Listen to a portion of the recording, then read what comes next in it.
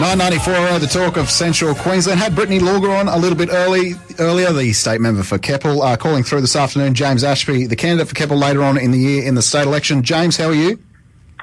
Well, Tom, beautiful weather as usual here on the Capricorn Coast at this time of the year. It certainly is. Hey, what'd you make of that chat a little bit earlier? It's a terrible story, first of all. Yeah, it is. And when Carlia brought this to my attention after trying to attend the member for Keppel's office, which was locked up, closed and lights off, she came to me because of the simple fact that she couldn't get into the office of our local MP. But it is disgraceful to think that a 9-year-old little girl has been waiting 7 years on a waiting list for something as simple as tonsil surgery, which, as you rightfully point out, is a 45-minute operation, or it's actually just a small procedure these days.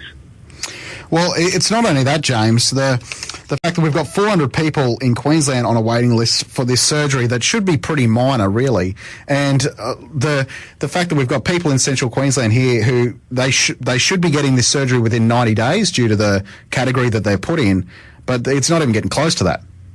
No, any Category 2 patient, doesn't matter what their condition is, Category 2 clearly states they're supposed to have a procedure undertaken within 90 days. And when you're told that you've got to wait 12 months or more, and in Katie's case, 7 years, that's just insanity by anyone's measure.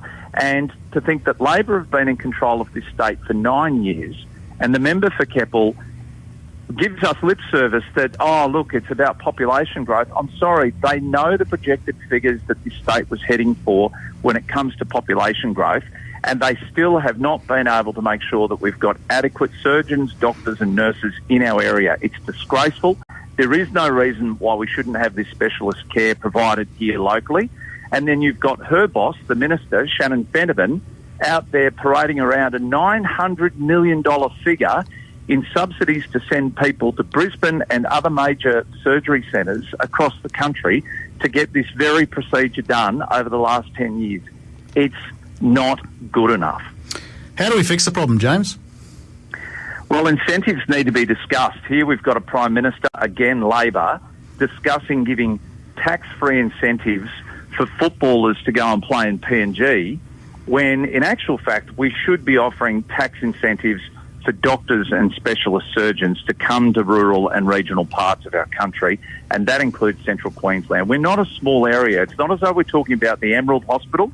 We're talking about one of our major city and major growth areas in Central Queensland, and Rockhampton has a need for not just ENT doctors, but also anaesthetists. And I acknowledge the fact that we may have two coming, but our ENT specialists retired. Retirement doesn't happen overnight. It's not as though they just walked in and said, we quit.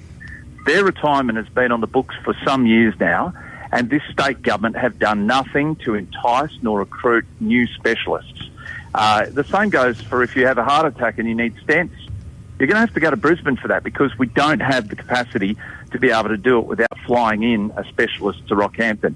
You know, as we all get older, it's inevitable.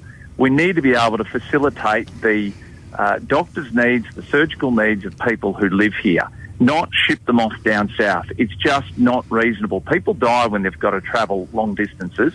We know now that the wait time to get into a nursing home here on the Capricorn Coast and Rockhampton is up around 2 years now. We also know that you've got more chance of having a baby in the backseat of your car than you do of being born in Yeppoon Hospital. Those simple things that we used to take for granted 20 years ago have now gone, and we are really lacking on a health front when it comes to Central Queensland. So don't tell me that we're in a regional or remote area. We used to have no issues attracting people to this area. What's happened is this Labor Party have allowed a habit of fly in, fly out for our doctors and specialists, and we've got to get back to ensuring these special services are recruited within the local region. So we want them living in Rocky, we want them living in Emu Park and the Capricorn Coast, but the member again makes excuses saying, oh, we've got to provide adequate schooling. Well, where's the planning? Where's the planning for a high school at Emu Park so that if doctors or surgeons want to move down there, they've got those facilities for their kids? Enough of the lip service.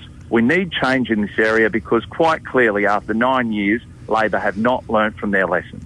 It certainly is a big topic of discussion, that's for sure. James Ashby, appreciate your time, mate. Thanks very much.